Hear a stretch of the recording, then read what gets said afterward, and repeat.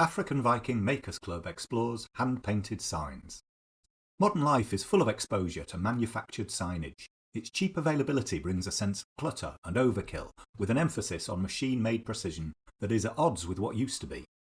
Previously, people paid a skilled sign writer to produce personalised, tastefully coloured signs, made by hand for a specific customer.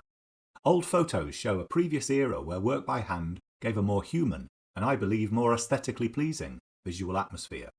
A local pet shop owner sparked the idea for this project. For the full story behind my offer, check out my previous video. I wanted to create something that would be similar in feel to those old-style hand-painted signs. I dislike the current visual environment where our attention is bombarded by machine-manufactured signage. I feel it intrudes more than it delights, and saw an opportunity to provide a service whilst bringing my skills and hand tools to bear on helping the local store owner and potentially engaging a younger audience. Having the germ of an idea on the theme of racing pigeons, I initially drafted out a quick pencil sketch, thinking about a rough layout and overall shape. I hadn't agreed an actual size or location for the sign, but decided on one approximately A2 in size, roughly 20 inches in height and 14 inches wide. Then it wouldn't be too big. I found a piece of plywood and began cutting it roughly to a rectangular piece large enough for the job. Once cut to size, I painted both sides with 2 coats of buttermilk paint. This seals the surface and also ensures that the board remains stable, with no warping due to absorbing the moisture content of the paint unevenly. I sourced an image of a pigeon and created an image with appropriate text within Canva. I then transferred this to a rasterized image to be able to print it to the exact size I wanted. This was easily done in Rasterbator, a web-based rasterization program that allows you to tile print any image to the size you want.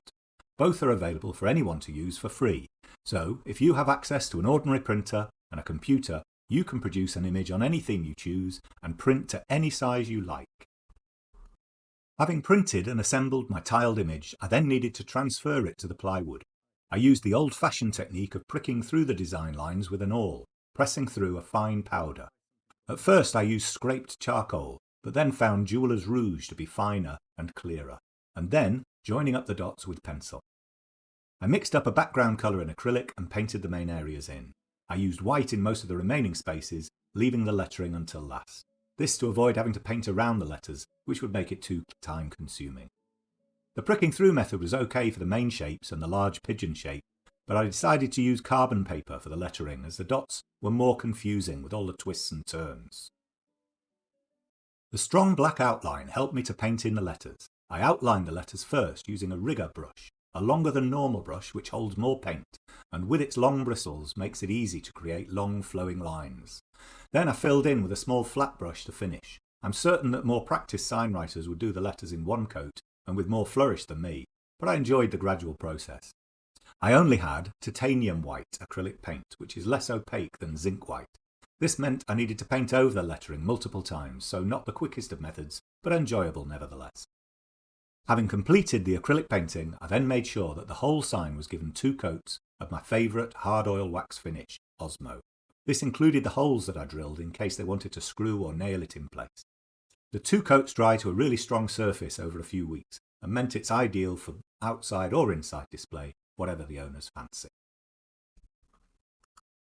I really enjoyed doing the sign and felt it satisfied the original brief.